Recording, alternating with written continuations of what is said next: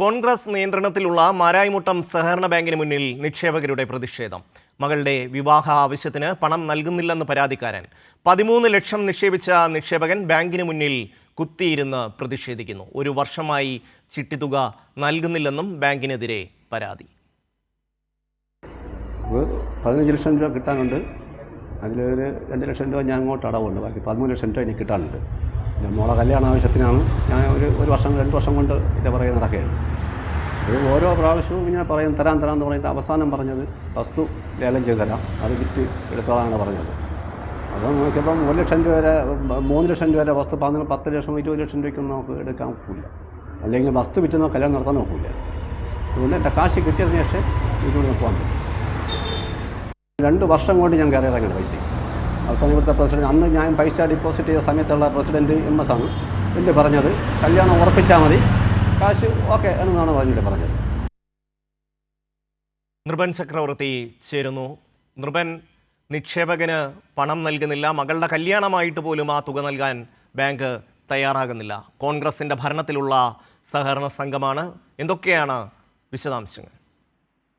ഷമ്മി, കോൺഗ്രസിന്റെ പ്രമുഖ നേതാവും DCCയുടെ പ്രധാനപ്പെട്ട ഭാരവാഹിയും കർഷക കോൺഗ്രസിന്റെ സംസ്ഥാന വൈസ് പ്രസിഡന്റുമായി MS അനിൽ നേതൃത്വം നൽകുന്ന ബാങ്കാണ് നെയ്യാറ്റിൻകരയിലെ മാരായമുട്ടം സർവീസ് സഹകരണ ബാങ്ക്. ആ ബാങ്കിലാണ് നിക്ഷേപകരുടെ വലിയ തരത്തിൽ തട്ടിപ്പ് നേരിടുന്നത്. പല നിക്ഷേപകരും സമാനമായ സമരം ഇതിനു മുൻപും ആ ബാങ്കിന് മുന്നിൽ പ്രതിഷേധം സംഘടിപ്പിച്ചിട്ടുള്ളതാണ്. ഇപ്പോൾ മകളുടെ വിവാഹ ആവശ്യത്തിന് വേണ്ട തുക 13 ലക്ഷം രൂപ ബാങ്കിൽ ചിട്ടി കിട്ടിയ തുകയാണ്. 15 ലക്ഷം രൂപയാണ് ചിട്ടി ചേർന്നത്. ആ ചിട്ടിയിലെ 2 വർഷത്തെ മുടക്കം ഒഴിച്ച് ബാക്കിയുള്ള 13 ലക്ഷം രൂപ ഇവർക്ക് നൽകേണ്ടതാണ്. മാരായവട്ടം സ്വദേശിയായ ഗോപാലകൃഷ്ണനും അദ്ദേഹത്തിന്റെ ഭാര്യയും മകളുമാണ് ബാങ്കിന് മുന്നിൽ ഇരുന്ന് പ്രതിഷേധിക്കുന്നത്. ഈ തുക ലഭിക്കാത്തതിനാൽ മകളുടെ വിവാഹം 3 തവണ മാറ്റിവെച്ചു. ഇനി ഗത്യന്തരമില്ലാത്തതുകൊണ്ടാണ് അവർ ബാങ്കിന് മുന്നിൽ എത്തിയത്. ഈ ബാങ്കിൽ തന്നെ 66 കോടിയുടെ ക്രമക്കേട് നടന്നു എന്നതാണ് ഈ സഹകരണ വകുപ്പിന്റെ തന്നെ ഓഡിറ്റ് റിപ്പോർട്ടിൽ പുറത്തു വന്നത്. തുടർന്ന് ബാങ്കിന്റെ പ്രസിഡന്റായിട്ടുള്ള നേരത്തെ ഞാൻ സൂചിപ്പിച്ച MS അനിലിന്റെ നേതൃത്വത്തിലുള്ള ഭാരവാഹികളെ പിരിച്ചുവിട്ടിരുന്നു. ഇവരെ മത്സരിക്കുന്നതിന് അയോഗ്യരുമാക്കി. ഇതിനുശേഷമാണ് MS അനിലിന്റെ മകളായ പാർവതിയെ വീണ്ടും പ്രസിഡന്റായി അവിടെ തെരഞ്ഞെടുക്കുന്നത്. ഇതിനുശേഷവും അവിടെ കുടിശ്ശിക തുക കൊടുത്തു തീർക്കാനാകുന്നില്ല. നിരവധി പേർക്ക് ഇങ്ങനെ അടച്ച തുകയും ചിട്ടിത്തുകയും ഒപ്പം തന്നെ ബാങ്കിലുള്ള നിക്ഷേപങ്ങളും തിരികെ നൽകാനുണ്ട്. ഗത്യന്തരമില്ലാതെ പലതരത്തിലുള്ള പ്രതിഷേധങ്ങളും അവിടെ നടക്കുന്നുണ്ട്. ഇപ്പോൾ അവിടെ പോലീസ് എത്തിച്ചേർന്നിട്ടുണ്ട്. പക്ഷേ ഇക്കാര്യത്തിൽ ഇതൊരു പരിഹാരമായിട്ടില്ല. ഈ ബാങ്കിന്റെ പ്രസിഡന്റോ മറ്റ് അധികൃതരോ ഇവരുമായി ചർച്ചയ്ക്ക് ഇതുവരെ തയ്യാറായിട്ടില്ല. ഗോപാലകൃഷ്ണൻ തന്നെ പറഞ്ഞത് മറ്റു വഴികളില്ല, കാരണം വസ്തു വിറ്റ് ബാങ്കിന്റെ പേരുള്ള വസ്തു വിറ്റ ശേഷം ഇവർക്ക് തുക നൽകാമെന്നതായിരുന്നു അവസാനം അനിൽ പറഞ്ഞത്. പക്ഷേ ഈ 3-4 ലക്ഷം രൂപ വിലയുള്ള വസ്തുവിന് ഇവർ ചോദിക്കുന്നത് 10-15 ലക്ഷം രൂപയാണ്. ആ തുകയ്ക്ക് ഈ വസ്തു വിറ്റ് പോവുകയുമില്ല. അങ്ങനെയാണ് പലതവണ ഈ വിവാഹം മുടങ്ങിപ്പോയത്. അതുകൊണ്ട് മറ്റു മാർഗങ്ങളില്ല.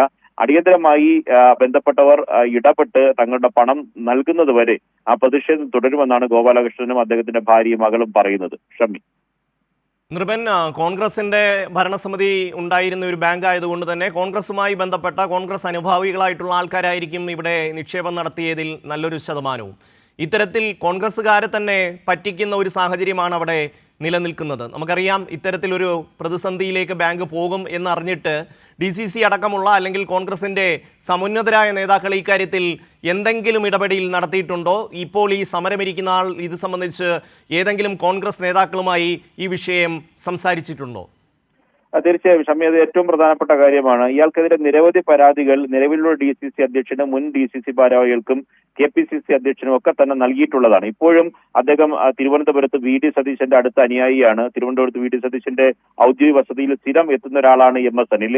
വലിയ തരത്തിലുള്ള രാഷ്ട്രീയ ബന്ധം പിന്തുണയും അദ്ദേഹത്തിനുണ്ട്.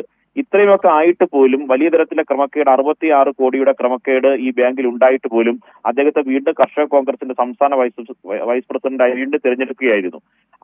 എല്ലാ തരത്തിലുള്ള സംരക്ഷണവും കോൺഗ്രസ് പാർട്ടിയിൽ നിന്ന് അദ്ദേഹത്തിന് ലഭിക്കുന്നുണ്ട്. ഈ പരാതിക്കാർ പലയിടങ്ങളിൽ കയറി ഇറങ്ങുന്നു എന്നതല്ലാതെ മറ്റ് നിർവാഹം അവരെ സംബന്ധിച്ചതില്ല.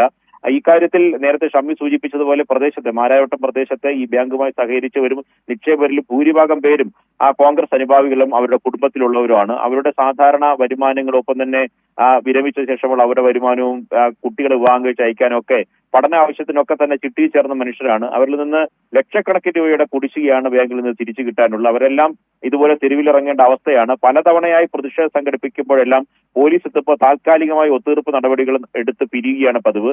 വീണ്ടും പൈസ കൊടുക്കാത്ത അവസ്ഥയാണ്. ഈ ഗോപാലകൃഷ്ണനും സമാനമായ അവസ്ഥയാണ്. MS അനിലുമായി പലവട്ടം ഇത്തരത്തിലുള്ള സംഘർഷമായ അവസ്ഥ വരുമ്പോഴൊക്കെ വിവാഹ നിശ്ചയത്തിന് മുമ്പ് തന്നെ അനിലിനെ പോയി കണ്ടതാണ്. ഈ തുകയില്ലാതെ മകളെ വിവാഹം കഴിച്ച് അയക്കാൻ കഴിയില്ല എന്ന്. പക്ഷേ അന്ന് പണം തരാം എന്ന് പറയുന്ന വിവാഹം ഉറപ്പിക്കുന്നു. അങ്ങനെ വിവാഹം നിശ്ചയിച്ച 3 തീയതികൾ മാറ്റിവെക്കുന്നു.